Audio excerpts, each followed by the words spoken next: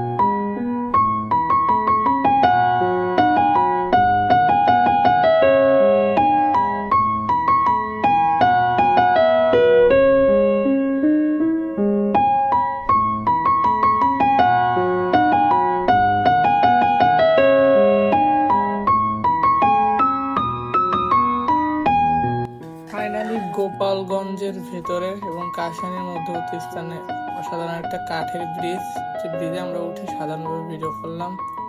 Finally জায়গাটা অনেক সুন্দর এবং অসাধারণ, আপনারাও যেয়ে দেখতে পারেন। অসাধারণ একটা জায়গা।